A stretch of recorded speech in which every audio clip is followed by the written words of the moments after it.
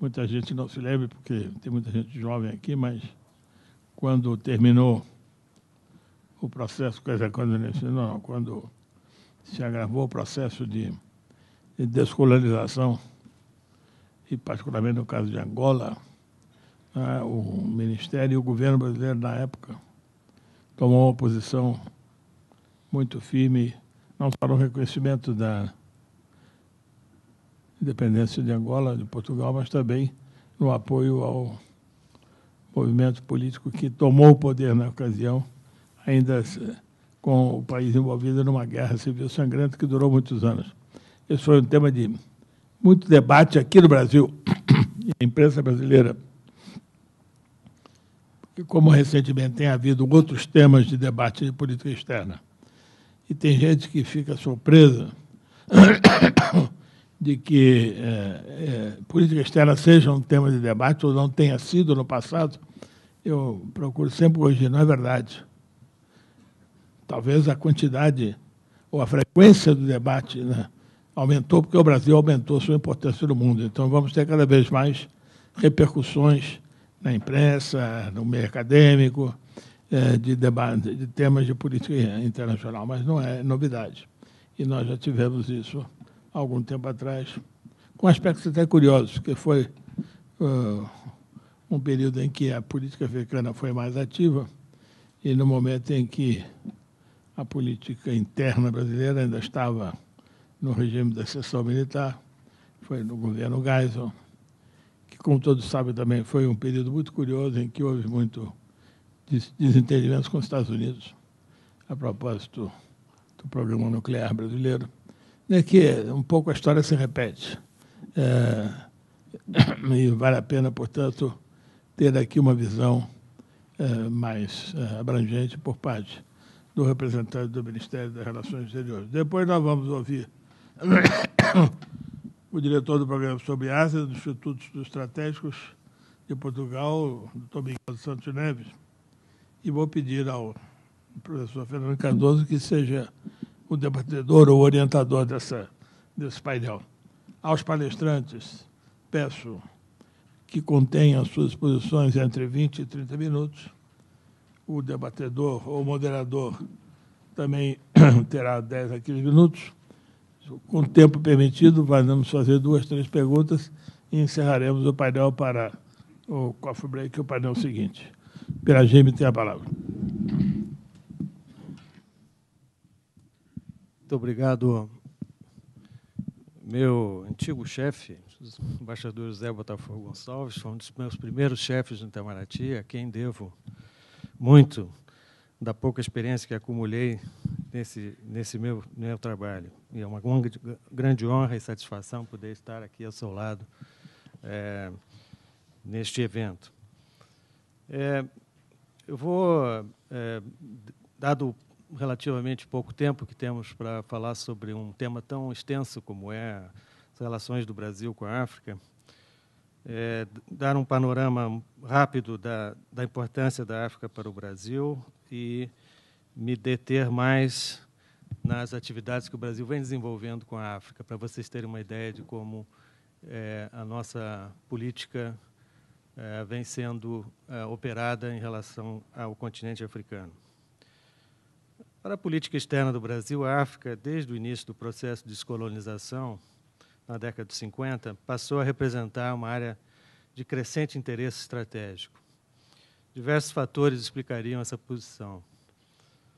Razões políticas, econômicas, bem como vínculos culturais e afinidades de diversa ordem, contribuem para mirarmos para o continente africano com cada vez maior atenção.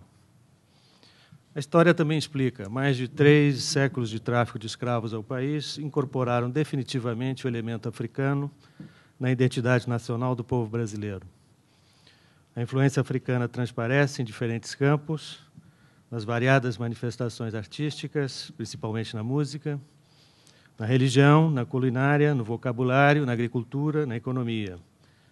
Enfim, prestou características importantes à construção da tipologia do homem brasileiro.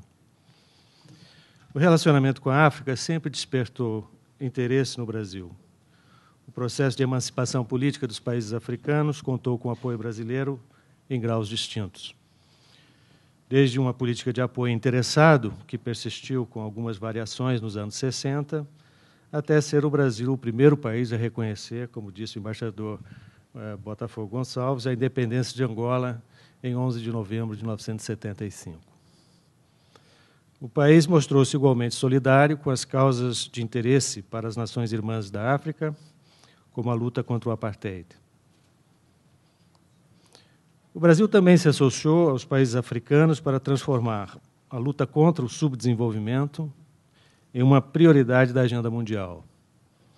Desde a criação do Movimento dos Países Não Alinhados, em Bandung, em 1955, do Grupo 77, em Alma-Ata, em 1962, da UNCTAD, em 1964, para as quais a ação do Brasil foi significativa, observa-se um contínuo processo de coordenação em torno de questões internacionais de interesse comum.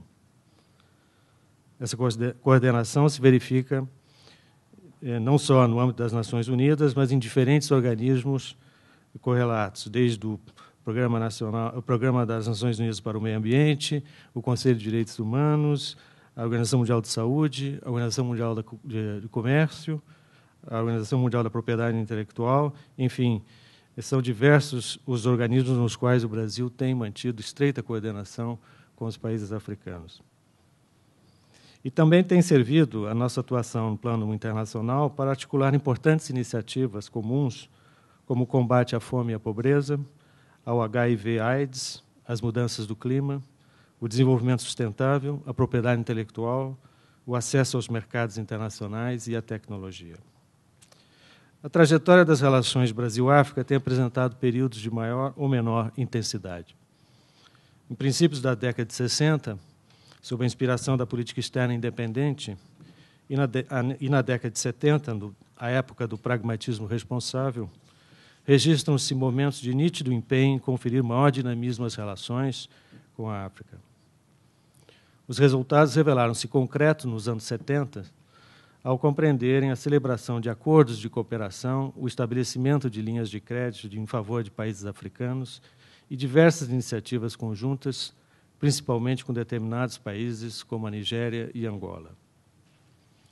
A crise econômica dos anos 80 e o tumultuado processo de redemocratização, a nova Constituição, mal-sucedidos planos de estabilização econômica, em geral, afetaram a capacidade do Brasil de desenvolver estratégias de cooperação internacional que não fossem aquelas voltadas para o equacionamento dos sérios problemas econômicos que enfrentava ou que buscassem reafirmar no plano externo novas aspirações de construir uma economia menos dependente de inversões e tecnologias estrangeiras.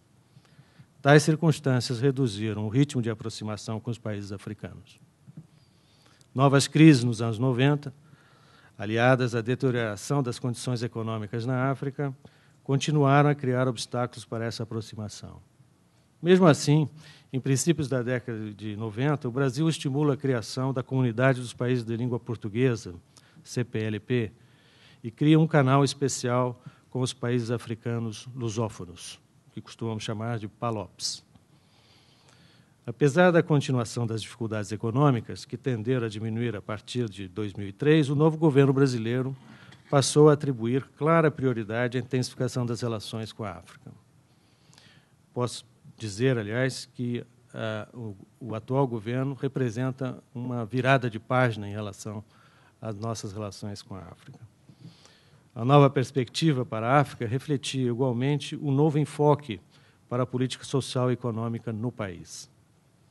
O governo Lula chega ao poder comprometido com a busca de profundas melhorias sociais, sobretudo das camadas e grupos étnicos menos favorecidos, como é o caso dos afrodescendentes.